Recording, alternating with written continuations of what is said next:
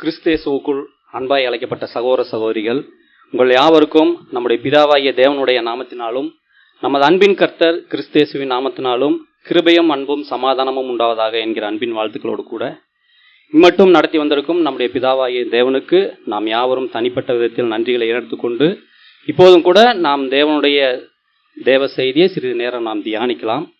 சகோதர சகோதரிகளே, இன்றைக்கு நாம் பார்க்க இருக்கிறதான பாடத்தின் தலைப்பு தேவனுடைய ஆயத்தமாக்கும் வேலை. இந்த ஆயத்தமாக்கும் வேலை, ஆயத்தமாக்குதல் அப்படிங்கிற அந்த ஒரு வேர்டு மிக மிக புது சிருஷ்டிகளாகிய நம்முடைய வாழ்க்கையில ரொம்ப ஒரு முக்கியமான வேர்டு. அதே சமயம் ஆயத்தமாக்குதல் அப்படிங்கிற அந்த ஒரு வேலை தேவனுக்கு மிக மிக முக்கியமான ஒரு வேலை. ஆயத்தமாகுதல் அப்படிங்கிறது புது சிருஷ்டிகளாகிய நம்ம ஒவ்வொருவருக்கும் ஒரு முக்கியமான வேலை. அப்ப இதை குறித்து நம்ம இந்த பாடத்தை பார்க்கும்போது இந்த வார்த்தையினுடைய இந்த வேலையினுடைய வீரியம் எவ்வளவு, நமக்கு எவ்வளவு முக்கியத்துவம் வாய்ந்தது அப்படிங்கிற நம்ம புரிந்து கொள்ள முடியும். இப்போதும் கூட நாம் பாடத்திற்குள் கடந்து செல்வதற்கு முன்பதாக ஆதார வசனத்தை வாசி கேட்கலாம். ஏசாயா 64 அதிகாரம் 8வது வசனம். ஏசாயா 64 அதிகாரம் 8ஆம் வசனம். இப்பொழுதும் கர்த்தாவே, நீர் எங்களுடைய பிதா, நாங்கள் களிமண், நீர் எங்களை உருவாக்குகிறவர், நாங்கள் அனைவரும் உமது கரத்தின் கிரியை. ஆம் சகோதர சகோதரிகளே, இந்த வசனத்தை நாம் வாசிக்க கேட்கும் போதே யார் நம்மை ஆயத்தமாக்குகிறார், யார் அந்த ஆயத்தமாக்கு வேலைக்கு உட்படுகிறோம் அப்படிங்கிறத நாம் புரிந்து கொள்ள முடியும். தேவன் நம்மை ஆயத்தமாக்குகிறார், ஆயத்தமாக்கப்படுகிறவர்கள் நாம். இப்ப முதலாவது ஆயத்தமாக்குதல் அப்படிங்கிற அந்த ஒரு வேர்டோடைய மீனிங்கை நாம் நன்கு புரிந்து கொண்டோமானால் இந்த பாடத்தை நன்கு ஆழமாய் புரிந்து கொள்ள உதவும். ஆயத்தமாக்குதல் அல்லது ஆயத்தமாகுதல் அப்படிங்கிற அந்த வார்த்தைக்கு இணையான இன்னொரு சொல் என்ன சொல்லலாம்னா முன் தயாரிப்பு அப்படின்னு சொல்லலாம்.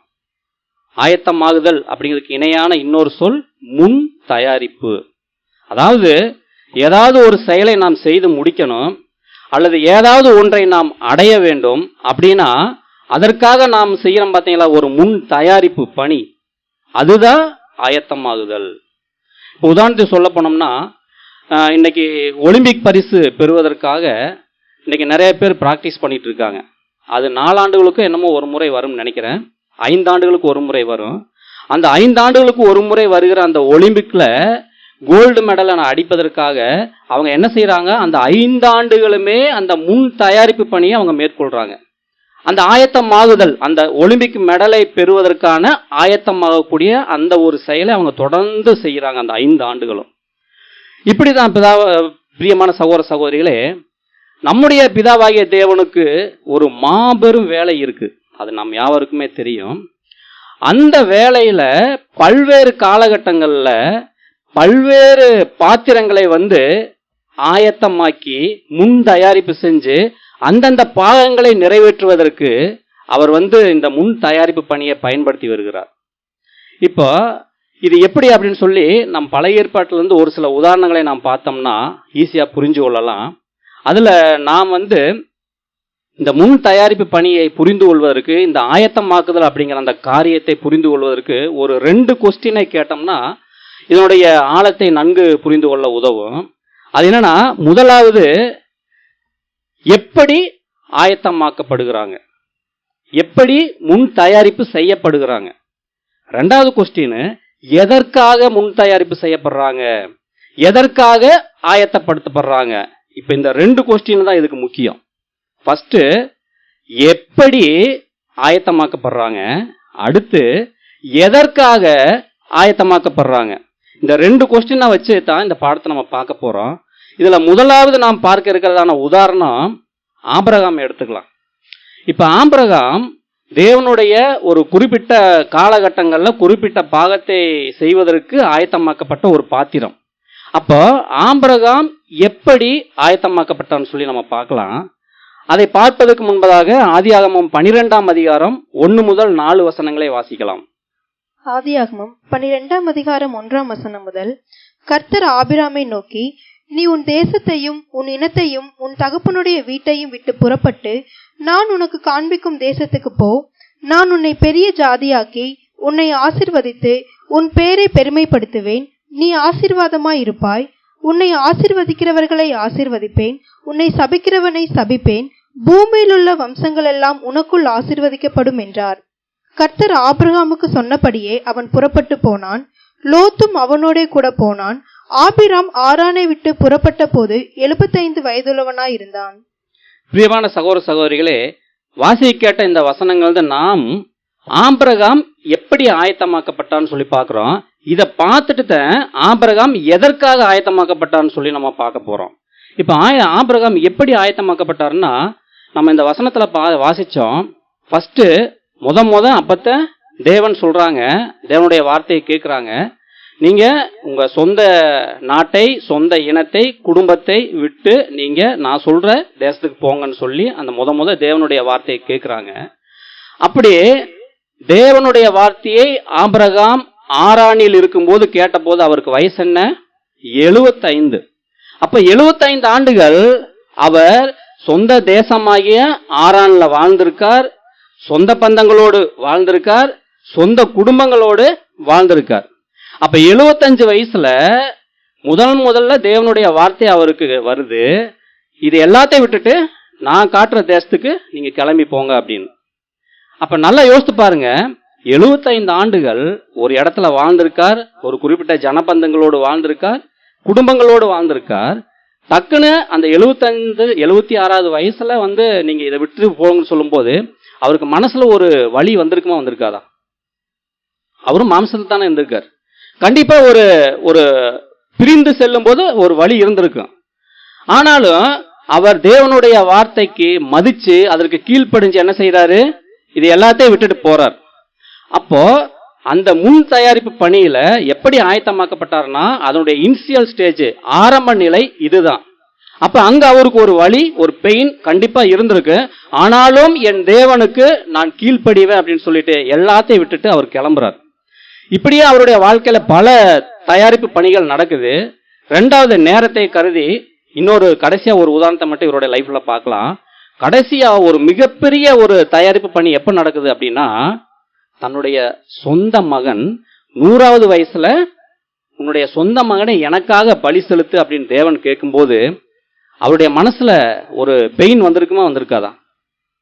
கண்டிப்பா வந்திருக்கு.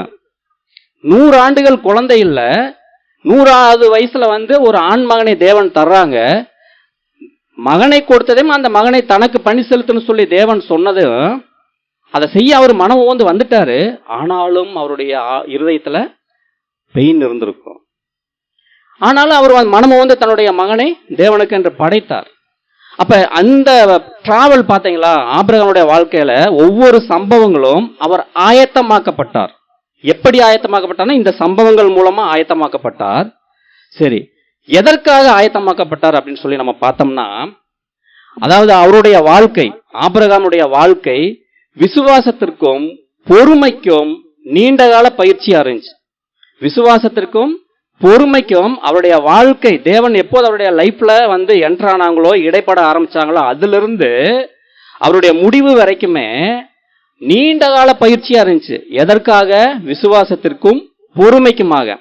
சரி, அடுத்து பார்த்தோம்னா அவர் விசுவாசத்தின் எப்படி ஆயத்தமாக்கப்பட்டார்னு சொல்லி பார்த்துட்டோம்.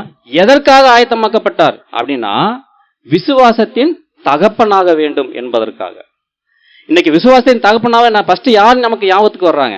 ஆபிரகாம் தான் வர்றாங்க. அப்ப ஃபர்ஸ்ட் விசுவாசத்தின் தகப்பனாக வேண்டுமென்றால் அவருடைய வாழ்க்கையில இந்த தயாரிப்பு பண்ணி நடந்திருக்கணும், இல்லைங்களா? ரெண்டாவது, அப்போது நியாயப்பிரமாண உடன்படிக்கையின் கீழே இருந்தவர்களுக்கு சரி, அடுத்த புதிய உடன்படிக்கையின் கீழாக வருகிறவர்களுக்கும் சரி, அவர் விசுவாசத்திற்கு மாதிரியாய் இருக்கும் பொருட்டு, சரிங்களா, மாதிரியாய் இருக்கும் பொருட்டு அவர் ஆயத்தமாக்கப்பட்டார். இன்னைக்கு அந்த எபிரேயர் 11ஆம் அதிகாரத்துல அந்த விசுவாச வீரர்கள் பட்டியல ஆபிரகாம் இடம்பெறார், பாத்தீங்களா? அப்போ நியாயப்பிரமாண உடன்படிக்கையின் கீழ் வரவனுக்கும் சரி, புதிய உடன்படிக்கையின் கீழ் வர்றவர்களுக்கும் சரி, விசுவாசத்துக்கு மாதிரி அப்படின்னாவே நம்ம ஆபிரகாமத்தை நோக்கி பார்க்கணும் அப்படிங்கிற அந்த ஒரு நோக்கத்துக்காக தேவன் அவரே ஆயத்தமாக்கினார். மூன்றாவது மிகப்பெரிய ஒரு விஷயம், அவர் நம்முடைய பரமபிதாவுக்கு நிழலாய் இருக்கும் பொருட்டு ஆபிரகாம் ஆயத்தமாக்கப்பட்டார். சரிங்களா? அப்ப ஃபர்ஸ்ட் ஆபிரகாம் எப்படி ஆயத்தமாக்கப்பட்டான்னு சொல்லி பார்த்தோம். அவருடைய வாழ்க்கையில பல்வேறு அனுபவங்களை கொடுத்து தேவன் அந்த ஆயத்தமாக்குற வேலையை செஞ்சாங்க.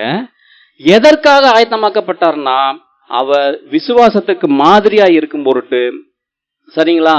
அடுத்து பழைய உடன்படிக்கை புதிய உடன்படிக்கை கீழ் வர்றவங்களுக்கு அவர் நிழலா இருக்கும் பொருட்டும், தேவனுக்குரிய தகப்பன் ஸ்தானத்துக்கு நிழலா இருக்கும் பொருட்டும், விசுவாசத்துக்கு தகப்பனா இருக்கும் பொருட்டும் அவர் ஆயத்தமாக்கப்பட்டார்னு சொல்லி பார்க்கிறோம். இப்ப ரெண்டாவது மோசேயோட லைஃப் நம்ம எடுத்து பார்க்கலாம். மோசே பார்த்தீங்கன்னா ஃபர்ஸ்ட் நம்ம கேட்கிற கொஸ்டினை 2 பிரேம்ல வச்சு தான் நம்ம இந்த பாடத்தை பார்த்துட்டு இருக்கிறோம். ஃபர்ஸ்ட் எப்படி ஆயத்தமாக்கப்பட்டார் மோசே அப்படின்னா, மோசேயுடைய வாழ்நாள் மொத்தம் 120 ஆண்டுகள். அந்த 120 ஆண்டுகளை நம்ம 3ஆ பிரிக்கலாம். முதல் 40 ஆண்டுகள், அடுத்து 2ஆம் கட்டமாகிய 40 ஆண்டுகள், 3ஆம் கட்டமாகிய 40 ஆண்டுகள். இப்ப இந்த முதல் 40 ஆண்டுகளும் 2ஆம் கட்டமாகிய 40 ஆண்டுகளும் அவருடைய வாழ்க்கையில ரொம்ப ரொம்ப முக்கியம். ஏன்னா அந்த 40 ஆண்டு காலகட்டங்கள்ல தான் தேவன் மோசேயை ஆயத்தமாக்கினார். எதற்காக ஆயத்தமாக்கினார் சொல்லி நம்ம பின்னாடி பார்க்கலாம். இப்ப எப்படி ஆயத்தமாக்கப்பட்டார் அப்படின்னா, முதல் 40 ஆண்டுகள்ல மோசே எப்படிப்பட்டவரா இருந்தார்னா, அப்போஸ்தலர் 7ஆம் அதிகாரம் வாசிக்க வேண்டாம், 22ல வாசிக்கிறோம். மோசே எகிப்தருடைய சகல சாஸ்திரங்களிலும் கற்பிக்கப்பட்டு வாக்கிலும் செய்கையிலும் வல்லவனானான்னு சொல்லி லூக்கா நமக்கு ஒரு பதிவை தர்றாங்க. ஆனா யாத்திராகமத்துல இந்த வசனம் வராது. ஆனா லூக்கா இந்த காரியத்தை பதிவு செய்யறாங்க. அந்த முதல் 40 ஆண்டுகள் காலம் இருக்கு பார்த்தீங்களா, மோசே குழந்தையா பிறந்ததுல இருந்து 40 வயசு அடையிற வரைக்கும் அவர் எகிப்துல இருக்காங்க. அந்த எகிப்துல இருக்கும்போது அவர் அங்க யாரா இருந்தாரு? இளவரசனா இருந்தார். அப்ப அடுத்து ராஜ்யத்துக்கு வரப்போறதுனால சகல கலைகள், சகல ஞானங்கள், சகல சாஸ்திரங்கள் எல்லாத்தையும் அவருக்கு கற்றுக் கொடுத்துருப்பாங்க. அப்ப அந்த முதல் 40 ஆண்டுகள் அவருக்கு போதுமான சகல உலக பிரகாரமான ஞானங்கள் அனைத்துமே கொடுக்கப்பட்டுச்சு. சரிங்களா? அப்போ அதனால அவர் வாக்கிலும் செய்கையிலும் வல்லவனா இருந்தார். அடுத்து 2ஆம் காலகட்டம், அதுல ஒரு குறிப்பிட்ட ஆயத்தமாக்குதல் பணியை தேவன் கொடுக்குறாங்க. அந்த 2ஆம் காலகட்டத்துல அவர் எங்க இருந்தாரு? மீதியான் தேசத்துல இருந்தார். மீதியான் தேசத்துல இருக்கும்போது அவர் இளவரசனா இருந்தாரா? முதல் 40 ஆண்டு காலகட்டத்துல இளவரசனா இருந்தாரு. அப்ப அவருக்கு எவ்வளவு மதிப்பு மரியாதை இருந்திருக்கும், எவ்வளவு கனம் கொடுத்திருப்பாங்க. அவர் நடந்து போனாவே எல்லாம் அப்படியே வந்தனம் பண்ணியிருப்பாங்க. இவ்வளோ கனம் அவருக்கு இருந்திருக்கும். இப்ப அதையெல்லாம் திறந்துட்டு இப்ப எங்க அடுத்த 2வது காலகட்டத்துக்கு தேவன் கொண்டு போறாங்க? வனாந்தரத்துக்கு கொண்டு போறாங்க. இங்க இவர் ஒரு சொடகு போட்டா பணிவிட செய்ய 1000 பேர் ஓடி நிற்பாங்க முதல் 40 ஆண்டு காலகட்டத்துல. ஆனா அங்க தன்னுடைய மாமனாகிய எத்திரோவுக்கு கீழே அவருடைய ஆடுகளை மேய்க்கக்கூடிய ஒரு அடிமை போல அங்க அவருடைய அந்த பீரியட் ஆரம்பமாகுது. முதல் 40 ஆண்டு காலகட்டத்தில் அடைந்ததும் அனுபவங்கள், அடுத்து 2வது 40 ஆண்டு காலகட்டத்தில் அவர் அடைய போறதும் அனுபவங்கள். ஆனா இது 2க்கு டிஃபரெண்ட் இருக்கு. அங்க ராஜகுமாரனா இளவரசனா இருந்தவர், இங்கு சொல்ல போனா அவங்க மாமனாருக்கு ஒரு அடிமை மாதிரி தான் இருந்தார். அவருடைய ஆடுகளை மேய்த்து கொண்டு இருந்தார். அப்ப இந்த 2வது காலகட்டத்துல அந்த பயிற்சிக்கு மத்தியில் அந்த 40 ஆண்டுகள் மோசே பெற்றுக்கொண்ட அந்த அனுபவங்கள், அந்த பயிற்சிகள், அந்த தேவன் கொடுத்த அந்த ஆயத்தமாக்குதல் பணியில அவருக்கு கொடுக்கிற இந்த மாதிரி நீங்க போங்க, இஸ்ரவேல் ஜனங்களை மீட்கிறதுக்கு உன்னையத்தான் நான் தலைவனா ஏற்படுத்திக்கிறேன், தெரிந்திருக்கிறேன் தேவன் சொல்லும் போது, முதல்ல அப்போஸ்தலர் 7ஆம் அதிகாரம் 22ல வாசித்தோம், வாக்கிலும் செய்கையிலும் வல்லவனானான்னு சொல்லி. இது அவருடைய முதல் பீரியடு. 2ஆம் பீரியட்ல இதே மோசே என்ன சொல்றாரு? யாத்திராக 4ஆம் அதிகாரம் 10ஆம் வசனம் வாசிக்க வேண்டாம். நான் வாக்கு வல்லவன் அல்ல, திக்குவாயும் மந்தனாவும் உள்ளவன் அப்படின்னு சொல்றார். பாருங்க, முதல் காலகட்டத்துல ஒரு எகிப்தியன் தன்னுடைய இனத்தானை கொடுமைப்படுத்தும் போது வீறு கொண்டு போய் அவனை கொன்னு போட்ட இதே மோசே 2ஆம் காலகட்ட பணியில என்ன சொல்றாரு? நான் வாக்கு வல்லவன் அல்ல, நான் திக்குவாயன் மந்தனா உள்ளவன் சொல்றாரு. வேற யாராவது தெரிந்து கொள்ளுங்க. அப்ப இங்க என்ன நடக்குதுன்னா, இந்த 2ஆம் காலகட்டத்துல அவர் உடைக்கப்பட்டிருக்கார். சரிங்களா? தான் ஒன்றுமில்லை அப்படிங்கிற ஒரு நிலைக்கு வந்திருக்கார். நிச்சயமாவே அந்த முதல் காலகட்டத்துல எனக்கு இவ்வளவு விஷயங்கள் தெரிந்திருக்கும், இவ்வளவு விஷயங்கள் நான் அறிஞ்சிருக்கிறேன், கற்றிருக்கிறேன் அப்படிங்கிற ஒரு சிந்தை இருந்துச்சு. அதனுடைய வெளிப்பாடு தான் அந்த எகிப்தினையே கொன்னு போட்ட ஒரு காரியம். நாம எகிப்தியர்களிலிருந்து நம்முடைய இஸ்ரேலர்களை நம்ம மீட்கணும் அப்படிங்கிற ஒரு சிந்தை அவருக்கு இருந்திருக்கும். ஆனா 2ஆம் காலகட்டத்துல அவர் நிறைய உடைக்கப்பட்டு நொறுக்கப்பட்டு அவர் அந்த பணிக்கு தான் தகுதி அற்றவன் அப்படிங்கிற ஒரு நிலைக்கு வர்றாரு பாத்தீங்களா. அப்ப இந்த ஒரு 2ஆம் காலகட்ட பணியிலையும் அவருக்கு ஒரு குறிப்பிட்ட ஆயத்தமாக்குதல் போயிருக்கு. சரி, இப்படி இந்த 2 காலகட்டங்களையும் தேவன் பல்வேறு அனுபவங்களை கொடுத்து மோசையை ஆயத்தமாக்குனார். ஆயத்தமாக்கின பிறகுதான் சகோதர சகோதரிகளே அவர் அதாவது ஒரு மிகப்பெரிய ஜனம், லட்சக்கணக்கான ஜனம், அந்த ஜனங்களை வழி நடத்தணும்னா அவருக்கு கண்டிப்பா நல்ல நாலேஜ் இருக்கணும். ஏன்னா பல்வேறு குணங்கள் உள்ள மக்கள் இஸ்ரேலர்களுக்குள்ள இருப்பாங்க. அவங்களுக்குள்ள பல பிரச்சனைகள் எழும்பும். அதை சால்வ் பண்ணணும், சொல்யூஷன் கொடுக்கக்கூடிய அந்த நாலேஜ் அவருக்கு இருக்கணும். அதற்காக அந்த முதல் 40 ஆண்டு காலகட்ட பயிற்சியை தயாரிப்பு பண்ணிய தேவன் கொடுத்தாங்க. 2வது, அதே இஸ்ரேலர்கள், லட்சக்கணக்கான இஸ்ரேலர்கள் ஒவ்வொருத்தரும் ஒவ்வொரு கேரக்டர்ல இருக்கிறவங்களுக்குள்ள பல்வேறு பிரச்சனைகள் வரும். இவரை நான் பயங்கரமா கோபம் ஊட்டுவாங்க, எரிச்சல் ஊட்டுவாங்க. அதெல்லாம் நம்மளுடைய பின்னாடி பார்த்தீங்களா, அந்த டிராவல்ல நம்ம எவ்வளவு சம்பவங்கள் நடந்துச்சு. இஸ்ரேலர்கள் எந்த அளவுக்கு கோபம் ஊட்டுனாங்க மோசைய. அப்ப அதையெல்லாம் சகிச்சு தாங்கி அவங்கள வழி நடத்தணும்னா இவருக்கு என்ன தேவைப்படுது? குணலட்சணம் தேவைப்படுது. இப்ப புரியுதுங்களா? அந்த முதல் காலகட்ட 40 ஆண்டுகள் தேவையான அறிவை பெறுவதற்கு தேவன் அவரை ஆயத்தமாக்கினார். 2வது 40 ஆண்டு காலகட்டத்துல தேவையான குணலட்சண வளர்ச்சிக்காக தேவன் ஆயத்தமாக்கினார்.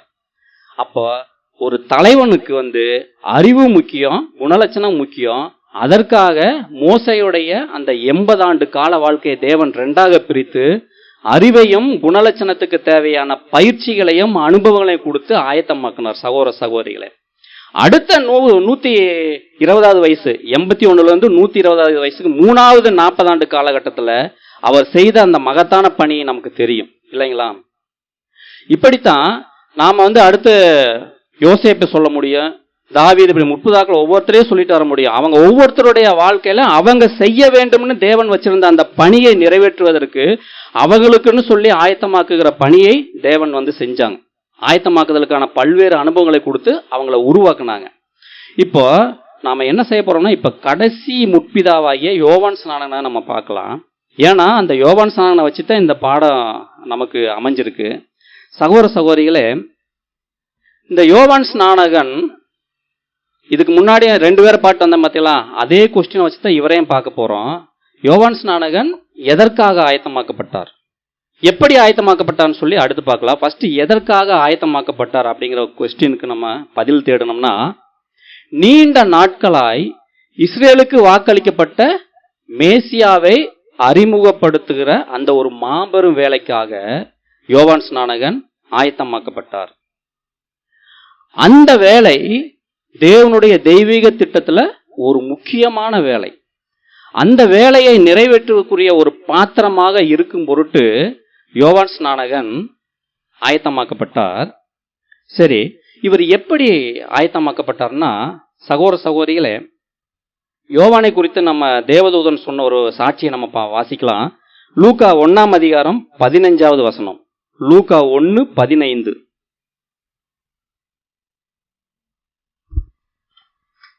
அவன் கர்த்தருக்கு முன்பாக பெரியவனாயிருப்பான். போதும்.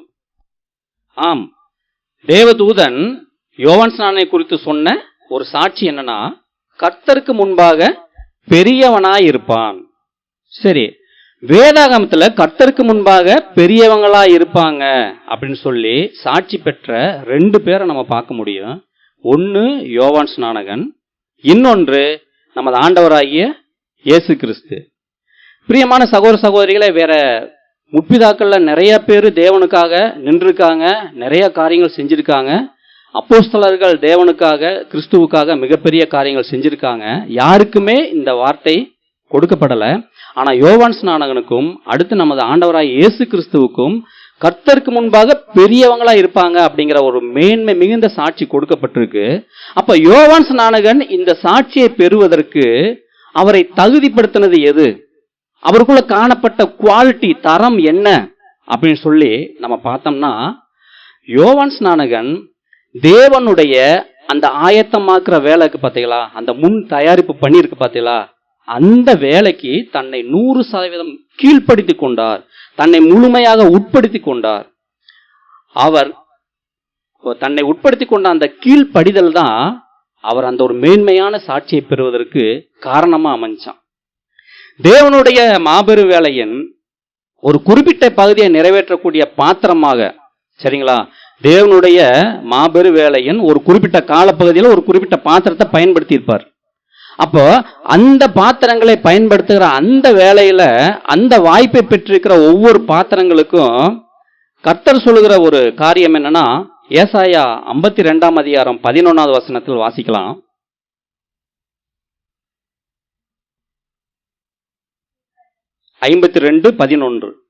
புறப்படுங்கள், புறப்படுங்கள், அவ்விடம் விட்டு போங்கள், அசுத்தமானதை தொடாதிருங்கள், கர்த்தருடைய பாத்திரங்களை சுமக்கிறவர்களே, அதன் நடுவிலிருந்து புறப்பட்டு உங்களை சுத்திகரியுங்கள். சகோதர சகோதரிகளே, நாம் வாசி கேட்ட இந்த வசனத்துல பாத்திரங்கள் அப்படின்னு வருது பாத்தீங்களா?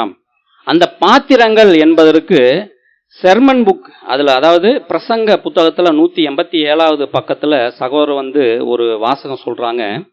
அந்த பாத்திரங்கள் என்பதற்கு தேவனுடைய உண்மைகள், கோட்பாடுகள் அப்படின்னு அர்த்தம். அப்போ தேவனுடைய அந்த உண்மைகளையும் கோட்பாடுகளையும் ஆயத்தமாக்கப்படுகிற பாத்திரங்கள் இருக்காங்களே ஒவ்வொரு காலகட்டத்திலையும். இப்ப நம்ம யோவான் ஸ்நானனை பார்த்துட்டு இருக்கிறோம். அப்போ தேவனுடைய உண்மைகளையும் அவருடைய கோட்பாடுகளையும் அந்த பாத்திரங்கள் எதில் பெற்றிருக்கணும்னா தங்கள் இருதயங்களில் பெற்றிருக்க வேண்டும். சகோதர சகோதரிகளே, நம்முடைய இருதயம் எப்படிப்பட்டதுன்னு சொல்லி நாம தெரியும். ஏசாயா 17:9 வாசிக்கிறோம், நம்முடைய இருதயம் கேடும் திருக்குள்ளதுன்னு சொல்லி நம்ம வாசிக்கிறோம். அப்போ மனிதனாய் பிறந்த ஒவ்வொருத்தருடைய இருதயம் அப்படிப்பட்டதுதான், கேடும் திருக்குள்ளதுதான். ஆனா இங்க காரியம் என்னன்னா, தேவனுடைய ஆயத்தமாக்கப்படுகிற அந்த பாத்திரங்கள் தேவனுடைய உண்மையையும் கோட்பாடுகளையும் தங்களுடைய இருதயங்களில் முழுமையாக பெற்று கொண்டிருந்தால் மாத்திரம்தான் தங்களுக்குள்ள இருக்கிற அந்த கேடும் திருக்குள்ள இருதயத்தை அவர்கள் ஓவர் கம் பண்ண முடியும். புரியுதுங்களா? அப்போ இந்த பாத்திரங்கள் எல்லாருமே இந்த செயலை செய்தவர்கள். அடுத்த சங்கீத நீதிமொழிகள் 23:7 நம்ம வாசிக்கிறோம், ஒருவனுடைய இருதயத்தின் நினைவு எப்படியோ அப்படியே அவன் இருக்கிறான்னு சொல்லி வாசிக்கிறோம். அப்போ தேவனுடைய உண்மைகளையும் கோட்பாடுகளையும் தங்கள் இருதயங்கள் நிறைத்திருந்தால் மாத்திரம்தான் தேவனுடைய ஆயத்தமாக்கப்படக்கூடிய அந்த பாத்திரங்கள் அவங்களுடைய நினைவும் அவங்களுடைய சிந்தனையும் தேவனுடைய உண்மையும் கோட்பாடுகளாக இருக்கும். இல்லைங்களா? இல்லைன்னா நம்முடைய மாம்ச சிந்தை தான் அங்க செயல்பட்டுக்கிட்டு இருக்கும். அப்ப யோவான் ஸ்நானகன் எப்படி தேவனுக்கு முன்பாக பெரியவனா இருப்பான்னு சொல்லி நம்ம முன்னாடி பார்த்தோம் பாத்தீங்களா? அப்ப அவரை தகுதிப்படுத்தினது எதுன்னா, அவர் தன்னுடைய இருதயங்கள்ல தேவனுடைய கோட்பாடுகளை உண்மைகளையும் நிறைவாய் பெற்றிருந்து அதே நினைவோடு அவர் வாழ்ந்தார். அதையே தன்னுடைய வாழ்க்கையாக செயல்படுத்தினார். அந்த ஒரு குவாலிட்டி தான் தேவனுடைய பார்வையில் யோவான் ஸ்நானகனை பெரியவனாக்கிற்று. சகோதர சகோதரிகளே, இந்த கனமான வேலைக்கு, அதாவது தேவனுடைய ஆயத்தமாக்கக்கூடிய அந்த பணிக்குள்ள வாய்ப்பை பெற்றிருக்கிற ஒவ்வொரு பாத்திரங்கள்லையும் தேவன் முதலாவது ஆயத்தமாக்க விரும்புவது எதனா, இருதயத்தை. ஃபர்ஸ்ட் என்னுடைய இருதயத்தை தேவன் ஆயத்தமாக்கினாதான் நான் அவருக்கு ஏற்ற பாத்திரமாய் நான் உருவாக முடியும். அப்ப தேவன் முதல்ல எதை டார்கெட் பண்றாங்கன்னா, நீ என்னுடைய வேலையை செய்வதற்கான பாத்திரமா நான் உன்னை செலக்ட் பண்ணிக்கிறேன், நீ நான் விரும்புகிற வேலையை செய்து முடிக்கக்கூடிய ஒரு பாத்திரமா நீ உருவாகணும்னா நான் முதல்ல உங்ககிட்ட ரெடி பண்ணக்கூடிய காரியம் எதுனா உன்னுடைய இருதயம். எப்படி அப்படின்னா, என்னுடைய நீதிகளையும் என்னுடைய கோட்பாடுகளையும் உன்னுடைய இருதயத்தில் நிறைத்து உன்னை நான் ஆயத்தமாக்க போறேன் அப்படிங்கிறதுதான் தேவன் செய்கிற காரியம். அப்ப யோவான்சனுடைய இருதயத்தை தேவன் முதலாவது தகுதிப்படுத்தினாங்க, பரிசுத்தப்படுத்தினாங்க. எப்படின்னா அவருடைய உண்மைகளாலும் கோட்பாடுகளாலும்.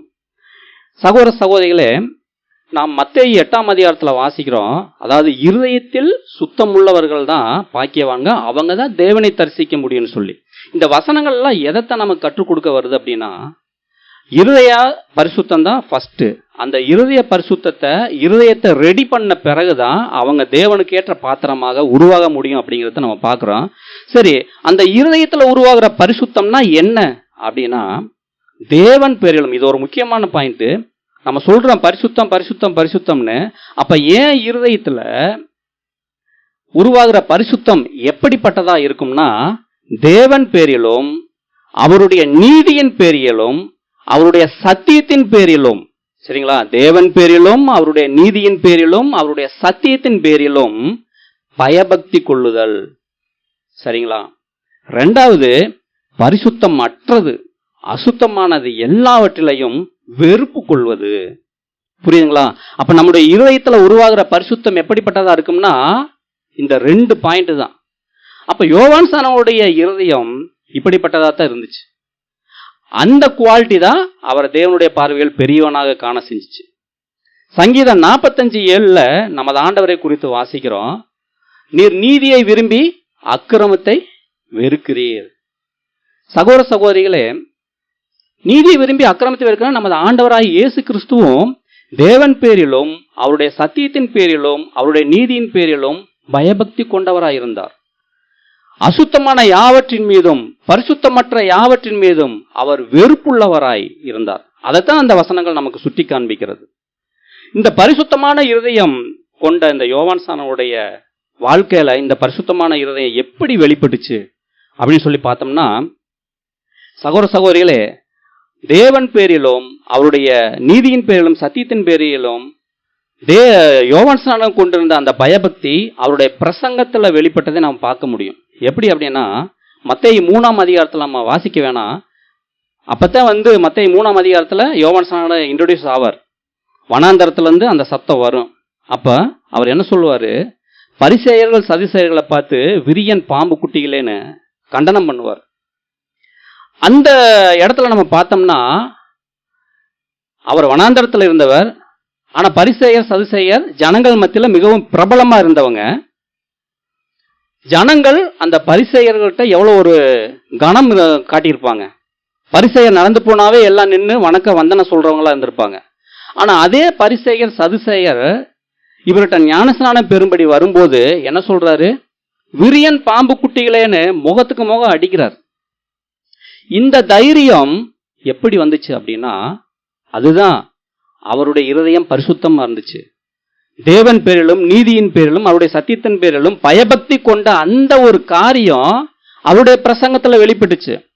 இந்த காரியம் தான் ஏரோது வரைக்குமே அநீதியை கண்டிக்கக்கூடியவராய் அவரை மாற்றுச்சு. இந்த பரிசுத்தம் தான் அவர் தன்னுடைய தலையை கொடுக்கக்கூடிய அளவுக்கு கொண்டு போச்சு. அப்போ அவருடைய பரிசுத்தம் அவருடைய பிரசங்கத்துல அவருடைய நடக்கையில நம்ம வெளிப்பட்டதை நம்ம பார்க்கிறோம். சகோதர சகோதரிகளே, பரிசுத்தமற்றதும் அசுத்தமான யாவற்றின் மீதும் அவருடைய வெறுப்பு காண்பிக்கப்பட்டது அவருடைய வார்த்தைகள் நம்ம புரிந்து கொள்ள முடியும். இன்றைக்கு புது சிருஷ்டிகளாகிய நாம ஒரு 3 சத்துருக்கள் எதிராக நம்ம போராடிக்கிட்டு இருக்கிறோம். உலகம், மாமிசம், பிசாசு. நல்லா யோவான் ஸ்நானனுடைய வாழ்க்கையை உற்று கவனிச்சு பார்த்தோம்னா, அவரும் கூட இந்த 3 சத்துருக்கள் எதிரான ஒரு வாழ்க்கை வாழ்ந்தவர்னு நம்ம புரிந்து கொள்ள முடியும். எப்படி அப்படின்னா, முதலாவது உலகத்துக்கு எதிராக எப்படி அவர் வாழ்ந்தார்னு பார்த்தோம்னா, சகோதர சகோதரிகளே, அன்னைக்கு யோவான் ஸ்நானகன் தன்னுடைய ஊழியத்தை ஆரம்பிக்கும் போது மனம் திரும்புங்கள் பரலோக ராஜ்யம் சமீபத்திருக்கிறது என்று சொல்லி தன்னுடைய ஊழியத்தை ஸ்டார்ட் பண்ண காலகட்டங்களில் திரளான பேர் அவர்கிட்ட ஞானஸ்நானம் பெற வந்தாங்க. அதுல பரிசேயர்களும் சதுசேயரும் கூட வந்தாங்கன்னா, அப்ப அவருக்கு எவ்வளவு ஒரு பயபக்தி கொண்டு ஒரு கனம் கொடுத்து அவங்கெல்லாம் வந்திருப்பாங்க. அவங்களே வரும்போது ஜனங்கள் எவ்வளவு பேர் வந்திருப்பாங்க. அப்போ யோவான் ஸ்நானகன் நினைச்சிருந்தா அந்த வாய்ப்பை பயன்படுத்தி அவர் ஒரு பெரிய ஆளாயிருக்கலாம் இல்லையா? நல்லா யோசித்து பாருங்களேன். திரளான கூட்டங்கள் தன்னை தேடி வர்றாங்க. தேடி வரும்போது அதை வாய்ப்பை பயன்படுத்தி தான் தலைவனாக இருக்கலாம் இல்லையா? அந்த காலகட்டங்களில் வேதப்பாரகர் பரிசேயர்கள் தான் இஸ்ரேல் ஜனங்கள் மத்தியில் ஹை பொசிஷன்ல இருந்தவங்க. அவங்களே யோவான் ஸ்நானகிட்ட தேடி வர்ற போது அவர் அந்த உலக ஆவினா மேன்மையை தேடுதல், தனக்கென்று ஸ்தானத்தை தேடுதல், அந்த ஒரு ஆவிக்கு எதிராக வாழ்ந்ததுனாலதான் அவர் அவங்கள பார்த்து கண்டனம் பண்ணார், விரியன் பாம்பு குட்டிகளேன்னு. ஒவ்வொருத்தரையும் கடிந்து கொண்டார் இல்லைங்களா? அந்த ஒரு ஆவிக்கு அவர் இடம் கொடுக்கல. இதுல இருந்து நம்ம புரிஞ்சுக்க முடியுதுங்களா? உலகத்தின் ஆவிக்கு அவர் இடம் கொடுக்கல. ரெண்டாவது, அவர் உடுத்தின ஆடைகளை பாடுங்க, ஒட்டக மயிரெல்லாம் ஆன ஆடை. ஆனா பரிசேயர் உடுத்தின ஆடை மிகப்பெரிய பரிசுத்தமான வஸ்திரம், நீண்ட தொங்கல் உள்ள வஸ்திரம், மொத்தத்துல அவங்கள தனித்துவமா காட்டக்கூடிய வஸ்திரம். ஆனா அவங்க கூட இவரை தேடி வரும்போது இவர் உடுத்திருந்த ஆடை எப்படிப்பட்டதுன்னா ஒரு எளிமையான ஆடை, ஒட்டக மயிரெல்லாம் ஆன ஆடை. சகோதர சகோதரர், அன்னைக்கு அவர் வாய்ப்பை பயன்படுத்தி இருந்தா அன்னைக்கு அவர் ராஜாவா கூட ஆயிருக்கலாம், ஒரு தலைவனா கூட ஆயிருக்கலாம் இல்லைங்களா? ஆனா அந்த ஆவியை அவர் வெறுத்தார். அடுத்து மாம்சத்துக்கு எதிராக எப்படி அவர் வாழ்ந்தான்னு சொல்லி பார்த்தோம்னா, உதாரணத்துக்கு அவருடைய உணவை நம்ம கவனிச்சு பார்த்தோம்னா வெட்டுக்கிளியும் காட்டுத்தேனும் தான் அவருடைய ஆகாரமா இருந்துச்சு.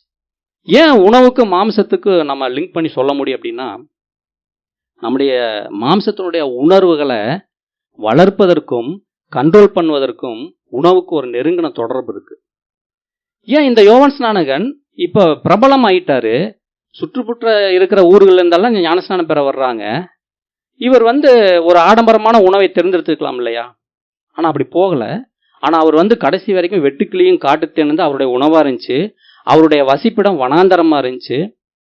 அவருடைய உடை ஒட்டகமயிலான உடையாத்தான் இருந்துச்சு. அப்போ இந்த யோவான் ஸ்நானகன் தன்னுடைய மாம்சத்தை எவ்வளவு ஒடுக்க முடியுமோ ஒடுக்கினார்.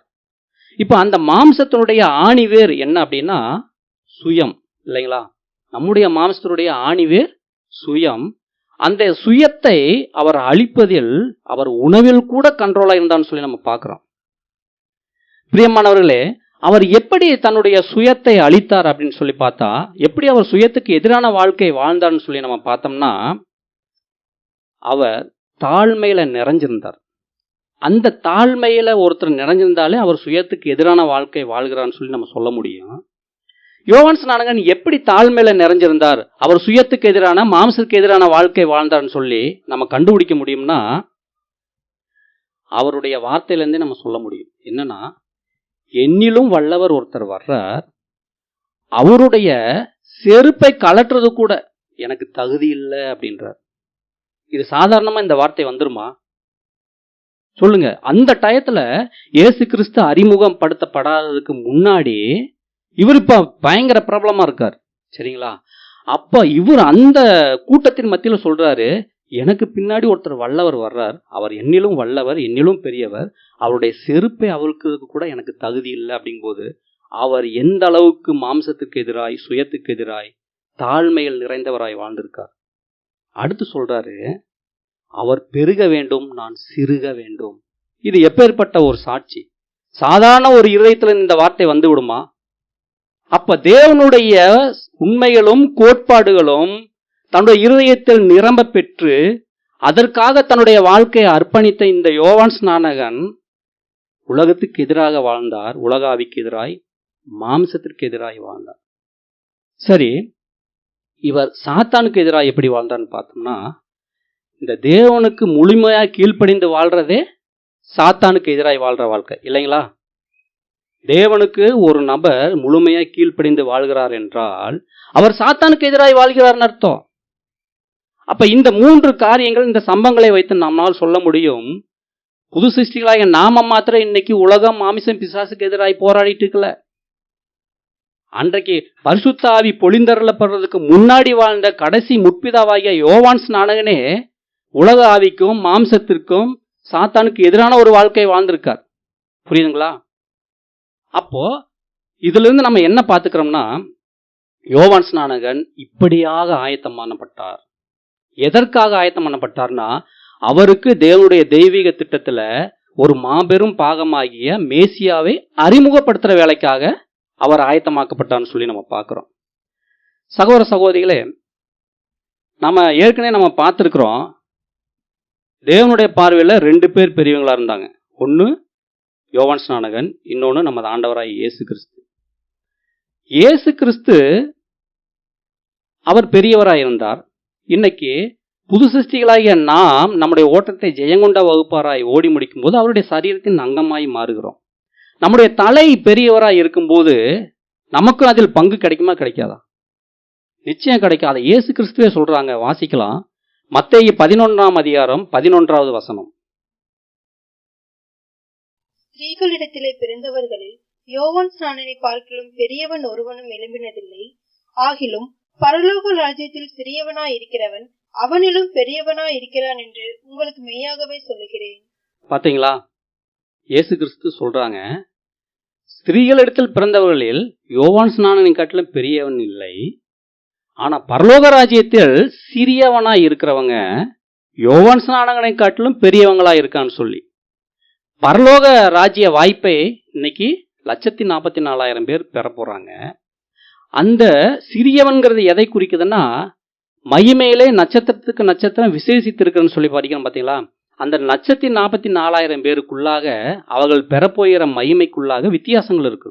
அது எதை அடிப்படையாக கொண்டதுன்னா, அவங்க இந்த பூமியில வாழ்ந்த நாட்களில் தேவனுக்காக காட்டின வைராக்கியங்கள், தேவனுக்காக செய்த பிரயாசங்கள், ஊழியங்கள், இதை வச்சு அவங்களுடைய மகிமை அங்க வித்தியாசப்படும்.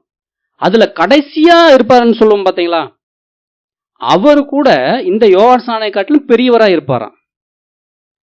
அப்போ சபையாகிய நமக்கும் இதுல பங்கு இருக்கு. அதை நாம எல்லாரும் புரிஞ்சுக்கணும். பாருங்க, ஏசியாவை மேசியாவாக அறிமுகப்படுத்துற ஒரே வேலைக்காக தன்னுடைய சகல மாம்சங்களுடைய விருப்பங்களையும் நோக்கங்களையும் லட்சியங்களையும் யோவான் ஸ்நானகன் அடக்கம் பண்ணிட்டார். பிரியமான சகோதர சகோதரி, இந்த யோவான் ஸ்நானனை குறித்த சகோதரர் ரசல் என்ன சொல்றாங்கன்னா, இந்த எளிமையும் யோவான் ஸ்நானனை பார்த்து சொல்றாங்க, முழுமையான சுயத்தின்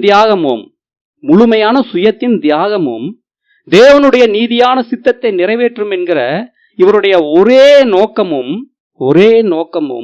தெளிவான நோக்கமும் யோவான் ஸ்நானகனை கர்த்தருடைய பார்வையில் பெரியவனாக்கிற்று. அப்ப இதே நோக்கம் நமக்கு வேணும் அல்லவா? நமது ஆண்டவர் சொல்லியிருக்காருல்ல, நீங்க யோவான் ஸ்நானனை காட்டிலும் பெரியவங்கன்னு சொல்லி. அப்ப நம்மள்ட்ட எந்த அளவுக்கு இந்த நோக்கங்கள் இருக்கு பாருங்க. நாம் எளிமையா இருக்கோமா? இருதயத்தில் எளிமையா இருக்கோமா? முழுமையான சுயத்தின் தியாகம் உள்ளவங்களா இருக்கிறோமா? தேவனுடைய நீதியான சித்தத்தை நிறைவேற்றும் என்பதே நம்முடைய ஒரே நோக்கமும் தெளிவான நோக்கமா இருக்கா? அப்படி இருந்துச்சுன்னா நாமளும் இயேசு கிறிஸ்து சொன்ன அந்த ஒரு கணத்துக்குள்ள பங்கு பெறுவோம். சகோதர சகோதரிகளே, இந்த இருதய மனப்பான்மை தான் யோவான் ஸ்நானகனை நீதி மற்றும் சத்தியத்தின் மாபெரும் பிரசங்கியாகவும் தீர்க்கதரிசிகளில் எல்லோரிலும் பெரியவராகவும் தேவனுடைய ராஜ்யத்தில் பூமிக்குரிய பாகத்தின் சுதந்திரவாளியாகவும் ஆக்கிற்று அப்படின்னு நம்ம தான் சகோதரர் சொல்றாங்க. அப்ப நாம் எந்த அளவுக்கு வாழ வேண்டும்? பரிசுத்த ஆவியை பெற்றவர்கள், சுவிசேஷ யுகத்தில் அனைத்து அனுக்கிரகங்களையும் பெற்றவர்கள். அப்ப யோவான் ஸ்நானகன் வாழ்ந்த அந்த தரத்துக்கு கீழே நம்ம வாழ்ந்துடலாமா? நிச்சயம் கூடாது. இப்படியாக நாம் யோவான் ஸ்நானனுடைய வாழ்க்கையில் தேவனுடைய ஆயத்தமாக்கும் வேலையை பார்க்கிறோம். யோவான் ஸ்நானகன் பெற்றிருக்கிற கணத்தை நாம் பார்க்கிறோம். பிரியமானவர்களே, தேவனுடைய பார்வையில பெரியவங்களாகணும் அப்படிங்கிறவர்களுக்கு எவ்வளவு பாடங்கள் நாம் யோவான் ஸ்நானனுடைய வாழ்க்கையில் கற்றுக்கொள்ள முடியுது. அடுத்து நாம் முக்கியமா இந்த பாதையில ஒன்று செய்ய வேண்டியது என்னன்னா, 1 பேதுரு 5ஆம் அதிகாரம் 6ஆம் வசனத்தை வாசிக்கலாம். 1 பேதுரு 5ஆம் அதிகாரம் 6ஆம் வசனம். ஆகையால் ஏற்ற காலத்திலே தேவன் உங்களை உயர்த்தும்படி அவருடைய பலத்த கைக்குள் அடங்கியிருங்கள். ஆம் பிரியமான சகோதர சகோதரிகளே, இன்றைக்கு 1,44,000 பேர்ல நிறைய பேர் அவங்க ஓட்டத்தை வெற்றிகரமா ஓடி முடிச்சிருக்காங்க. இன்னும் எத்தனை இடம் இருக்குன்னு தெரியல. அந்த இடங்களுக்காக நாம் எல்லாம் அழைக்கப்பட்டிருக்கிறோம். இன்னைக்கு நாம் ஆயத்தமாக்கப்பட்டுக்கிட்டு இருக்கோம். அடுத்து நம்ம பார்க்கலாம் புது சிருஷ்டிகள் எதற்காக ஆயத்தமாக்கப்படுறாங்கன்னு. இப்ப இந்த ஆயத்தமாக்குதல் பணியில நாம் செய்ய வேண்டியது என்னன்னா, தேவனுடைய பலத்த கரத்துக்குள்ள அடங்கி இருக்கணும். அந்த ஆயத்தமாக்குதல் பணியில மோசேக்கு முதல் 40 ஆண்டுகள்ல ஒரு குறிப்பிட்ட அனுபவங்கள் வந்துச்சு. அடுத்து அப்படியே ஆப்போசிட்டான அனுபவங்கள் அடுத்த 40 ஆண்டு காலகட்டத்தில் வந்துச்சு. அவர் என்ன செஞ்சார்னா, தேவனுடைய அந்த ஆயத்தமாக்குதல் அந்த பணிக்கு தன்னை முழுமையாக அடக்கி கொண்டார், கட்டுப்படுத்தி இருந்தார், ஒத்துழைத்தார். அப்போ நம்முடைய வாழ்க்கையிலும் ஆயத்தமாக்குதல் பணி போகும். இந்த பணியில நாம் தேவனுடைய கரத்துக்குள்ள அடங்கி இருக்கணும். சிலுவையின் பாதையும் தாழ்மையின் பாதையும் அவமானத்தின் பாதையும் சுயத்தை தாழ்த்துகிற பாதையும் தான் கிரீடத்தை பெறுவதற்கான பாதையும் தேவனிடத்திலிருந்து வரக்கூடிய உண்மையான கணத்துக்கு நேரான பாதையா இருக்கு. நாம் இது எல்லாரும் மைண்ட்ல வச்சுக்கணும். அப்போ இதுதான் நமக்கு முக்கியம். நாம் எதற்காக ஓடிக்கிட்டு இருக்கிறோம்? தேவனிடத்தில் உண்மையான கணத்தை பெற வேண்டும். அவருடைய கரத்திலிருந்து நமக்கென்று வைத்திருக்கும் அந்த கிரீடத்தை பெற வேண்டும் என்பதல்லவா நமது லட்சியம், நோக்கம். அதற்காக அல்லவா நம்ம அழைக்கப்பட்டிருக்கோம். அப்போ இந்த நோக்கம் நம்முடைய தெளிவா இருக்கணும். நம்முடைய லைஃப் ஃபுல்லா சுயத்தை தாழ்த்தணும். சிலுவையின் பாதையில் நம்முடைய கால்கள் பிசகாமல் ஓட வேண்டும். சகோதர சகோதரிகளே, நம்முடைய ஆயத்தமாக்கும் வேலை முழுவதும் நம்முடைய இருதயத்தை எப்படி காத்துக்கொள்ளணும் அப்படின்னா, லூக்கா 22:26 வசனத்தை வாசிக்கலாம். லூக்கா 22:26 உங்களுக்குள்ளே அப்படி இருக்கக்கூடாது. உங்களில் பெரியவன் சிறியவனைப் போலவும் தலைவன் பணிவிடைக்காரனைப் போலவும் இருக்க கடவன். ஆம் சகோதர சகோதரிகளே, ஏற்கனவே இந்த ஆயத்தமாக்குதல் பணியில நாம் தேவனுடைய அந்த முன் தயாரிப்பு பணிக்கு நாம் அடங்கி இருக்கணும்னு சொல்லி பார்த்தோம். அடுத்து இந்த பாதையில நாம் செய்ய வேண்டியது, பெரியவன் சிறியவனைப் போலவும் தலைவன் பணிவிடைக்காரனைப் போலவும் இருக்க கடவன். இந்த 2 வசனங்களும் யோவான் சானனுடைய வாழ்க்கையில வெளிப்பட்டதை நாம் உணர முடியுது இல்லைங்களா? நல்லா யோசித்து பார்த்தோம்னா இந்த 2 வசனம் அவருடைய லைஃப்ல அப்ளை ஆச்சு. அப்ப நம்முடைய வாழ்க்கையில எந்த அளவுக்கு நாம் அப்ளை பண்ணணும், இதன்படி நாம் நடக்க வேண்டியவர்களா இருக்கிறோம். தேவனுடைய மாபெரும் வேலைக்கென்று ஆயத்தமாக்கப்படக்கூடிய பாத்திரங்களாக தகுதிப்படுத்தும்படி வாய்ப்பை பெற்றிருக்கிற நம் ஒவ்வொருவருக்கும் நமக்கு என்ன எதற்காக ஆயத்தமாக்குறான்னு சொல்லி பின்னாடி பார்க்கலாம். இந்த வாய்ப்பை பெற்றுங்க பார்த்தீங்களா? தேவனுடைய அந்த ஆயத்தமாக்கக்கூடிய முன்தயாரிப்பு பணிக்கான வாய்ப்பு இன்னைக்கு இங்கே நம்ம ஒவ்வொருத்தரும் பெற்றிருக்கிறோம். அவங்களுக்கு நமது 7ஆம் தூதன் சொல்லுகிற ஒரு வார்த்தை என்னன்னா, இப்ப நம்ம வாழ்ந்துட்டு இருக்கிறோம் பார்த்தீங்களா, இந்த காலம் பலன்கள் கொடுப்பதற்கான காலமாகவோ இடமாகவோ இல்லை. இந்த காலத்துல நமக்கு பலன்கள் தேவன் தரமாட்டாங்க, சரிங்களா? அப்போ இந்த காலம் எதற்கானது அப்படின்னா, ஒழுங்குகள் கற்றுக்கொள்வதற்கும் ஊழியம் செய்வதற்குமான காலம் சொல்றார். அப்ப நம்முடைய வாழ்க்கையில ஒழுங்குகள் கற்றுக்கொள்வதற்கும் தேவனுக்கென்று வாழ்வதற்குமான காலம் தான் இது. இந்த காலத்தை நாம் அதற்கென்று பயன்படுத்தாம எப்படி நாம் அவரிடத்திலிருந்து வரும் மகிமையை பெற்றுக்கொள்ள முடியும்? முடியாது இல்லைங்களா? சரி, இந்த காலத்துல இந்த இடத்துல இப்ப நம்ம வாழ்ந்துட்டு இருக்கிற இந்த உலகத்துல என்னென்ன செய்யணும் அப்படின்னா, இப்போது நாம் குணலட்சணங்களை வளர்த்து கொள்ள வேண்டும். எதிர்காலத்தில் நாம உயர்த்தப்பட போறோம் பாத்தீங்களா? அதற்கு ஏதுவான ஆயத்தமாக்குதல்களை நாம் பெற்றுக்கொள்ள வேண்டும். கரைதிரையற்றவர்களாக நம்மை நிறுத்துவதற்கு முயற்சிக்கணும். நம்முடைய மீட்பரோடு உடன் சுதந்திரர்களாகும்படிக்கு ஆயத்தமாக்கப்படுவதற்கான இடமாகவும் காலமாகவும் தான் இப்ப இருக்கு அப்படின்னு சொல்றார். இப்ப இதுல இருந்து நாம புரிஞ்சுக்கலாம், நாம் எப்படி ஆயத்தமாக்கப்படுறோம் அப்படின்னா, இப்ப நம்ம வாழ்ந்துட்டு இருக்கிறோம் பார்த்தீங்களா, இந்த நாட்கள்ல நம்முடைய குணலட்சணங்கள் வளர்க்கப்பட வேண்டும். அப்ப குணலட்சணங்கள் வளர்க்கப்படணும்னா அதற்கே உரிய அனுபவங்களை தேவன் தருவாங்க. ஏன்னா அவருடைய பாத்திரங்களை அவர் உருவாக்குகிறார், சரிங்களா? அப்ப உருவாக்குறாருன்னா அவர் சில வேலைகள் செய்யணும் இல்லையா? ஏற்கனவே நம்ம வசனத்துல படிச்சோம், தேவன் குயவனுக்கு ஓமையாக, நாம் அவருடைய கையில் உள்ள களிமண்களாக, அவர் விரும்புகிற டிசைன்ல அவர் வடிக்கணும்னா அந்த பணியை அவர் செய்யணும். அப்ப அந்த மண் ஏற்கனவே நம்ம ஒரு பாடத்துல பார்த்துருக்கிற களிமண், குயவனும் களிமண்ங்கிற பாடத்துல தெளிவா. அப்ப அந்த மண்ணை சுத்திகரிப்பதற்கு தேவன் சில வேலைகள் செய்வாங்க. இந்த வேலைகள் எல்லாம் செய்யும் போதுதான் குணலட்சண வளர்ச்சி இந்த காலத்துல இந்த இடத்துல நாம் பெற்றுக்கொள்ள முடியும்.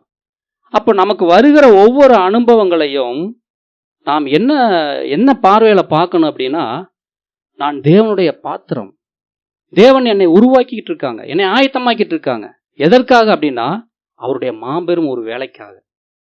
அடுத்து எதிர்காலத்தில் உயர்த்தப்படுவதற்கு, எதிர்காலத்தில் எப்படி நாம் உயர்த்தப்பட போறோம்?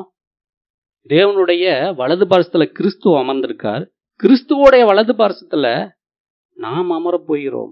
இது எப்பேற்பட்ட ஒரு உயர்வு! அந்த உயர்வுக்காக நாம் இப்ப ஆயத்தமாக்கப்பட்டுக்கிட்டு இருக்கோம். அந்த ஆயத்தமாக்குதல்கள் என்ன அப்படின்னு சொல்லி பார்த்தோம்னா, பாடுகள், உபத்திரவங்கள், சோதனைகள், இது பல்வேறு வடிவங்கள்ல ஒவ்வொருத்தருக்கும் ஒவ்வொரு விதமா வரும். தேவன் இந்த உருவாக்குவதற்கு, நம்ம ஆயத்தமாக்குவதற்கு வச்சிருக்கிற மெத்தேடு இதுதான், சரிங்களா? இந்த மெத்தேடை தவிர வேற எந்த மெத்தடை தேவன் பயன்படுத்தல. ஏன்னா இதற்கு முன்னாடி அவர் ஆயத்தமாக்கின ஒவ்வொரு பாத்திரமுடைய லைஃப்பும் அப்படியே பஞ்சு மெத்தல் நடந்த மாதிரி இருந்துச்சா? இல்லை, அது செங்குத்தான பாதை, குறுகலான பாதை, இடுக்கமான பாதை தான். பழைய ஏற்பாட்டு பரிசுத்தவான்களே நாம் பெரேன்ஸ்டரோட நிறைய படித்தோம் பார்த்தீங்களா, கொஸ்டின் புக்கில் நிறைய பார்த்துருக்குறோம். அவங்களுக்கு கிடைச்ச நிலையில அந்த அளவுக்கு அவங்க உண்மையா இருந்தாங்க இல்லைங்களா? போன டைம் முற்பிதா பாடத்துல கூட படித்தோம். அவங்களுக்கு கிடைச்ச விசுவாசத்துல, அவங்களுக்கு கிடைச்ச அந்த ஒரு பலத்துல தேவனுக்கு உண்மையை காண்பிச்சாங்க.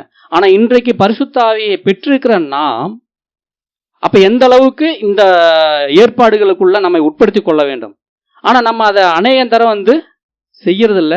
அந்த பார்வை நமக்கு மங்கி போயிருது. எந்த பார்வை? தேவனுடைய பாத்திரம்னா தேவன் என்னை உருவாக்கிக்கிட்டு இருக்காரு, ஆயத்தமாக்கிட்டு இருக்காரு, முன் தயாரிப்பு செஞ்சுக்கிட்டு இருக்காரு என் வாழ்க்கையில. அப்படிங்கிற அந்த பார்வை நமக்கு வருகிற பிரச்சனைகள், போராட்டங்கள், சோதனைகள் எல்லாத்தின் மத்தியில் நாம் அந்த கண்ணோட்டத்தோட அதை பார்த்தோம்னா நாம் இன்னும் வீறு கொண்டு இந்த பாதையில ஓட முடியும். சகோதர சகோதரிகளே, இங்க நாம் நல்லா கவனிச்சுக்கணும். சிக்ஷைகள் என்பது வேற, பாடுகள், சோதனைகள், உபத்திரவங்கள் என்பது வேற. தேவனுடைய ஆயத்தமாக்குதலுக்குள்ள சிக்ஷையை கொண்டு வந்துடக்கூடாது. சிக்ஷையும் நம்முடைய வாழ்க்கையில வரும், அது சில கஷ்டங்களை நமக்கு தரும். அதுக்கு என்ன ரீசன் அப்படின்னா, சிக்ஷையை தேவன் எதற்காக பயன்படுத்துகிறார்? தன்னுடைய பிள்ளை தன்னுடைய கரத்தை விட்டு லேசா விலகும் போது, எப்படி ஆடு அதனுடைய கரெக்டான பாதையில போகாம ஒரு ஆபத்து இருக்கிற பாதைக்கு போகும்போது அந்த மேய்ப்பன் அந்த கோலை கொண்டு லேசா தட்டி நேர்வழிப்படுத்துகிறாரோ, அதே போல இந்த ஓட்டத்தில் ஓடிக்கொண்டிருக்கும் அவருடைய பிள்ளைகளாகிய நம்முடைய வாழ்க்கையில நாம் அவருடைய சித்தத்துக்கு முரணாக, அவருடைய விருப்பத்துக்கு, அவருடைய சத்தியத்துக்கு முரணாக நாம் லேசா பிசகும் போது நம்மை நேர்வழிப்படுத்துவதற்காக தேவன் பயன்படுத்துகிறதா சிக்ஷை. ஆனால் நம்மை ஆயத்தமாக்குவதற்காக தேவன் தருகிற பாடுகள், உபத்திரவங்கள், சோதனைகள், பரீட்சைகள் என்பது வேற. இதை நாம் வேறு விரித்து கொள்ள வேண்டும். ஒருவேளை நான் தேவனுடைய வழி விட்டு லேசா வழி விலகிட்டு அவர் தருகிற சிக்ஷைகள், பாடுகள், கஷ்டங்கள் தான் எனக்கு தேவன் உருவாக்குற விஷயங்கள் சொல்லி எடுத்துக்கூடாது. அப்படி வருதுன்னா அந்த இடத்துல நாம் செய்ய வேண்டியது என்னன்னா, நம்மை சிந்தித்து பார்க்க வேண்டும். நான் தேவனுக்கு பிரியமில்லாத காரியங்கள் என்னுடைய வாழ்க்கையில் இருக்கா? தேவனுடைய சித்தத்தை செய்கிற காரியங்களை நான் எங்க பிசகி இருக்கேனா அப்படின்னு வேறு பிரித்து பார்த்து, அப்படி ஒருவேளை நம் கால்கள் லேசாக சரிக்கிருந்தால் அதை சரி செய்து கொள்வதற்காக தேவன் தருகிற காரியங்கள் சிக்ஷை. அதே சமயம் நாம் உருவாக்கப்படுவதற்காக தேவன் கொடுக்கிற அனுபவங்களை நாம் வேறு பிரித்து அறியக்கூடிய ஞானம் உள்ளவர்களாக இருக்க வேண்டும். சகோதர சகோதரிகளே, இப்ப நம்ம பார்த்தோம், இந்த இடமும் இந்த காலமும் நம்மை எதிர்காலத்தில் உயர்த்தப்படுவதற்கான காலமாக தேவன் ஆயத்தமாக்குகிறார். குணலட்சணங்களை வளர்ப்பதற்கு தேவையான இதை பெற்றுக்கொள்வதற்காக இந்த காலங்களையும் இந்த இடங்களையும் பயன்படுத்தும்படி தேவன் நம்மளிடத்தில் விரும்புகிறார். அடுத்து நம்முடைய மீட்பரோடு உடன் சுதந்திர ஆகுவதற்கு ஆயத்தமாக்கப்படக்கூடிய காலமாக இது இருக்கு. இப்ப எப்படி ஆயத்தமாக்கப்படுறோம்னா, இந்த பாதை தான், இந்த பாதையில தான் நம்ம ஆயத்தமாக்கப்படுறோம். இப்படி ஆயத்தமாக்கப்படுற நாம அந்த தேவனுடைய மாபெரும் வேலை இருக்கு பார்த்தீங்களா, அந்த திரும்ப கூடத்தலின் வேலை. அந்த திரும்ப கூடத்தலின் வேலை கிறிஸ்துவோடு கூட சேர்ந்து அந்த சரீரத்தை தேவன் பயன்படுத்த போறாங்க. அதுதான் அவருடைய மிகப்பெரிய ஒரு தேவனுடைய தெய்வீக திட்டத்திலேயே ஒரு உயர்ந்த ஸ்தானத்தை பெற்றிருக்கிற அந்த வேலை. அந்த வேலையில நம்மை பயன்படுத்த போகிறார். சரிங்களா? அந்த பயன்படுத்த போகணும்னா அப்ப அதற்கே உரிய தகுதியை பெறணும். பார்த்தீங்களா? அதான் 5 ஆண்டுகளுக்கு ஒரு முறை நடக்கிற ஒலிம்பிக்ல மெடலை பெறுவதற்கு 5 ஆண்டுகள் அவன் பிடிச்ச உணவை சாப்பிட்றதில்ல, பிடிச்ச பொழுதுபோக்குகளை அவன் அனுபவிப்பதில்லை, பிடிச்ச இடங்களுக்கு போறதில்லை, எவ்வளவோ தன்னை ஒடுக்குகிறான். அப்போ ஒரு அழிந்து போகக்கூடிய காரியங்களுக்கு இன்னைக்கு மனுஷங்க நம்ம கண் முன்னாடியே பார்க்க முடியுது. இன்னைக்கு IAS பரீட்சை பாஸ் பண்ணணும்னு சொல்லி எத்தனையோ பேர் டெல்லியில போய் பயங்கரமா கஷ்டப்படுறாங்க. இதே மாதிரி நம்ம பல உதாரணங்களை நாம் சொல்ல முடியும். இந்த உலகத்துக்குரிய காரியங்களுக்கு அவ்வளவு பிரயாசங்கள், தியாகங்கள், ஒடுக்குதல்களை பண்ணிக்கிறாங்க. ஆனா நாம் நம்முடைய மீட்பரோடு சேர்ந்து தேவனுடைய மாபெரும் அந்த வேலையில ஒரு பங்கை பெற போகிறோம் என்றால் நாம் எந்த அளவுக்கு இந்த பூமியில இந்த காலத்துல நாம் உருவாக்கப்பட வேண்டும். தேவன் தர்றாங்க, நம்மளை உருவாக்குறாங்க. பட் நாம அதற்குள்ள உட்படுத்திக்கிறோமா, 100% ஒத்துழைக்கிறோமா? அதுதான் நமக்கு முன்னாடி இருக்கிற கொஸ்டின். இன்னைக்கு பார்த்தீங்கன்னா கலெக்டர் ஆஃபீஸில் காலையிலேருந்து நைட்டு 7 மணி வரைக்கும் உட்காந்து இருக்கிற பெட்டிஷனரை பார்க்க முடியும். ஆனால் கலெக்டரை பார்க்க முடியாது. அவ்வளோ நேரம் இருந்துட்டு தலையில் அடிச்சுட்டு போவாங்க, இந்த கலெக்டரை பார்க்க முடியலையே அப்படின்ட்டு. அதை டெய்லி கண்கூட பார்க்க முடியுது. ஒரு நாசியில சுவாசம், ஒரு ஹார்ட் அட்டாக் வந்தா முடிஞ்சு போச்சு, கலெக்டர் உயிர் போயிடும். அந்த மனுஷனை பார்க்கறதுக்கு மக்கள் அவ்வளோ காத்து கிடக்குறாங்க. ஆனா சர்வவல்ல தேவனை 24 மணி நேரம் நம்ம போய் பார்க்க முடியும், அவரோடு பேச முடியும், அவரோடு ஐக்கியப்பட முடியும், அவரை உணர முடியும். அப்படி வாய்ப்பை பெற்றிருக்கிற நாம எந்த அளவுக்கு இந்த காலத்தையும் இந்த இடத்தையும் நாம் ஆயத்தமாக்குவதற்காக நாம் பயன்படுத்த வேண்டியவர்களா இருக்கிறோம். இது திரும்ப திரும்ப நம்மை நினைவூட்டி கொண்டே இருக்க வேண்டும். நம்முடைய லைஃப் இதுதானே, இதற்காகத்தான் நம்ம உடன்படிக்கை பண்ணி வந்திருக்கோம்.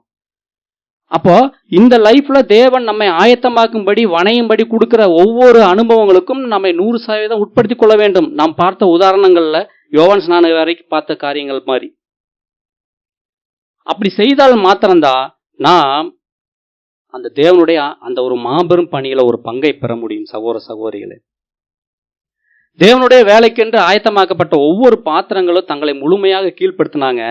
இன்னொரு வகையில சொல்ல போனா முழுமையா தேவனுக்கு ஒத்துழைப்பு கொடுத்தாங்க. நாமளும் ஒத்துழைப்பு கொடுக்கிறவர்களா இருக்கணும். இன்றைக்கு நாமும் அந்த வாய்ப்பை பெற்றிருக்கிறோம். நாம் சிந்தையில் எப்பவுமே இருக்க வேண்டிய ஒரு காரியம், நல்லா தெரிஞ்சுக்குங்க, ஒரு பிரச்சனை பாடு வருதுன்னா ஃபர்ஸ்ட் நாம் சிந்திக்க வேண்டியது, நான் தேவனுக்கு பிரியமில்லாத காரியங்கள் இடத்துல இருக்கான்னு யோசிக்கணும்.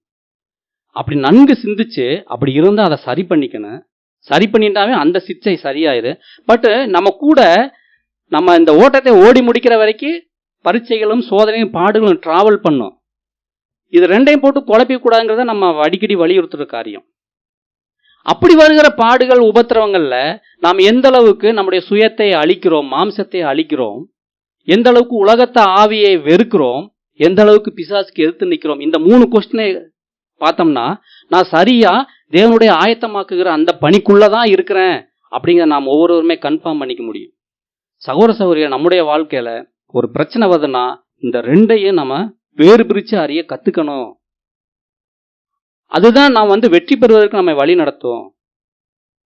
இது நம்முடைய இந்த பாதை முழுவதுமே நாம் செய்ய வேண்டிய ஒரு முக்கியமான காரியமா இருக்கு. சகோதர சகோதரிகளே, ஒவ்வொரு நாளும் ஒவ்வொரு மணி வேளையிலும் இந்த மாம்சத்தை, இந்த சுயத்தை, உலக ஆவியை அழிக்கும்படியாக, சாத்தானுக்கு எதிர்த்து நிற்கும்படியாக வருகிற சோதனைகள், நிகழ்வுகள் ஒவ்வொன்றையும் நாம் எப்படி பார்க்கணும்னா, இவைகள் என்னை ஆயத்தமாக்குது, இவைகள் தேவனுடைய அந்த மாபெரும் பணிக்கு என்னை ஆயத்தமாக்குகின்றது அப்படின்னு சொல்லி பார்த்தோம்னா, சில பேர் அடிக்கடி மனத்தாங்கல் அடைஞ்சிருவாங்க. இவங்க என்னை இப்படி சொல்லிட்டாங்க அப்படின்னு. சில பேர் ஏதோ ஒரு வகையில காயப்பட்டுக்கிட்டே இருப்பாங்க. அப்படிப்பட்டவங்கள என்ன நினைக்கணும்னா, ஒருத்தர் மூலமா, அதாவது நாம் நல்லா நினைச்சுக்கணும், நாம் தேவன் விரும்புகிற பாத்திரமா வணையணும்னா அங்க சுத்தியல் அடி கண்டிப்பா வேணும், சமட்டி அடி வேணும், கடப்பாரை இடிக்கிற அந்த இது வேணும், உளியடி வேணும், பல இது வேணும். அப்படி இருந்தா தான் நாம் உருவாக்கப்பட முடியும். தேவனுக்குரிய பாத்திரமாக, அந்த மாபெரும் பணிக்கு பங்காளிகளாக ஆகக்கூடிய பாத்திரமாக நாம் வார முடியும். அப்போ நம்முடைய வாழ்க்கையில வருகிற ஒவ்வொரு விஷயத்தையும் நான் தேவனால் ஆயத்தமாக்கப்பட்டுக்கிட்டு இருக்கேன் அப்படிங்கிற அந்த தெளிவான பார்வையில பார்த்துட்டோம்னா, எவ்வளவு பெரிய பிரச்சனைகள் வந்தாலும் நம்ம அதை மேற்கொண்டு தொடர்ந்து முன்னேறிக்கிட்டே போக முடியும். நாம் பார்த்துருக்கிறோம் 4 குவார்ட்டர் அன்பு. அந்த 4 குவார்ட்டர் அன்பும் ஒவ்வொரு குவார்ட்டரையும் கடக்க கடக்க சோதனைகள் வீரியமாகிக்கிட்டே போகும். இது எல்லாமே இந்த ஆயத்தமாக்குதலுக்குள்ளதான் வருது. அந்த 4 குவார்ட்டர் அன்பையும் நாம் அடையும் போது நாம் பல்வேறு அனுபவங்களை நாம் கடந்துக்கிட்டே போகணும். இப்போ ஃபர்ஸ்ட் ஸ்டாண்டர்ட், செகண்ட் ஸ்டாண்டர்ட், இப்படி கிரேடு ஒவ்வொன்றா பாஸ் பண்ணி போக போக அங்கே பாடங்கள் அதிகமாகிட்டே போகும் பார்த்தீங்களா. அப்போ நாம் ஒவ்வொரு கால் பாகத்திலையும் நம்முடைய வளர்ச்சிக்கு தகுந்த பாடங்களை, அனுபவங்களை பெற்றுக்கிட்டே போகணும். 4வது குவார்ட்டர் போகும்போது நம்முடைய பாடங்கள், நம்முடைய ஆயத்தமாக்குதல்கள் வீரியமாக தான் இருக்கும். அதை அடைந்த பிறகும் அதில் கடைசி வரைக்கும் நாம் நிற்கிறோமோ என்பதற்கான ஆயத்தமாக்குதலை டெஸ்ட் பண்ணக்கூடிய அந்த ப்ராசஸ்ல கடுமையாக தான் இருக்கும். அந்த கடுமையிலும் நாம் நிற்க வேண்டுமானால் நம்முடைய பார்வை எப்போதுமே தேவன் அவருடைய மாபெரும் பணிக்காக என்னை ஆயத்தமாக்கிக்கிட்டு இருக்கார் அப்படிங்கிற பார்வையை மட்டும் வச்சுக்கிட்டோம்னா நாம் இந்த பாதையில் ஒருபோது சோர்ந்துட மாட்டோம். ஏன்னா ஒரு புது சிருஷ்டியை ஈஸியாக அடிப்பதற்கு சாத்தான் பயன்படுத்துகிற ஒரு புதைகுழி தான் சோர்வு. அந்த சோர்வை குறித்து கூட நம்ம டீட்டெயிலாக கடந்த காலங்களில் பார்த்துருக்குறோம். அப்போ அந்த சோர்வு ஏன் வருது அப்படின்னா, நாம் இந்த பார்வை நம்முடைய கண்களிலிருந்து மங்கி போறது அல்லது மறைந்து போவது தான் காரணம். என்னன்னா, நான் தேவனால் அவருடைய மாபெரும் பணிக்காக ஆயத்தமாக்கப்பட்டுக்கிட்டு இருக்கிற பாத்திரம், எனக்கு இதெல்லாம் வேணும், இதெல்லாம் வந்தாதான் நான் அவர் விரும்புகிற பாத்திரமா உருவாக முடியும் அப்படிங்கிற பார்வை இல்லாம போறதுதான் நம்முடைய வாழ்க்கையில சோர்வு வருவதற்கான காரணம் சகோதர சகோதரிகளே. எனவே நாம் ஒவ்வொருவருமே நம்முடைய சிந்தையில் வைத்துக் கொள்ள வேண்டும், நான் தேவனுக்காக ஆயத்தமாக்கப்பட்டுக்கிட்டு இருக்கேன். எப்படி ஆயத்தமாக்கப்படுறேன்னா, நம்முடைய வாழ்க்கையில் கடந்து வரும் அனுபவங்கள், பாடுகள், சோதனைகள், உபத்திரவங்கள், சரிங்களா, எதற்காக ஆயத்தமாக்கப்படுறோம்னா அவருடைய அந்த மாபெரும் பணிக்கு பங்காளிகளாக போட்டு. அதாவது இந்த 1000 ஆண்டு அரசாட்சிக்கு பின்னாடி தேவன் ஒருவேளை சிருஷ்டிப்பு பணியை மேற்கொண்டால், பாருங்க, இயேசு கிறிஸ்துவை கொண்டு சகலத்தையும் சிருஷ்டித்திருக்கார். ஒருவேளை எதிர்காலத்துல அந்த யுகாயுகங்கள்ல மீண்டும் தேவன் சிருஷ்டிப்பு பணியை மேற்கொள்வாரானால், அங்க அந்த சிருஷ்டிப்பு பணியில யாருக்கும் பங்கு கிடைக்குது? சரீர அங்கங்களுக்கும் பங்கு கிடைக்குது. முதல்ல கிறிஸ்து மட்டும் அந்த பணியை செஞ்சாங்க. இனி அடுத்த 1000 ஆண்டுகளுக்கு பிறகு செய்யப்படக்கூடிய சிருஷ்டிப்பு பணியில கிறிஸ்துவோடு கூட 144,000 பேரும் பங்கு பெற போறாங்க. யோசித்து பாருங்களேன், நாம் இந்த ஓட்டத்தை ஜெயமாய் முடிக்கும் போது நாம் எப்பேற்பட்ட ஒரு வேலைக்கு தேவன் நம்மளை ஏற்படுத்திக்கிட்டு இருக்கிற, ஆயத்தமாக்கிட்டு இருக்கிறார். இதெல்லாம் நம்முடைய சிந்தையில் வைத்திருந்தோமானால் நாம ஒருபோது சோர்வடைய மாட்டோம். எவ்வளவு பிரச்சனைகள் வந்தாலும் சந்தோஷமா சகிச்சுட்டு மேலும் மேலும் முன்னேறிக்கிட்டு தான் போவோம். எனவே இந்த பார்வை நமக்கு முக்கியமா நாம் பாதுகாத்து வைக்க வேண்டியது சகோதர சகோதரிகளே.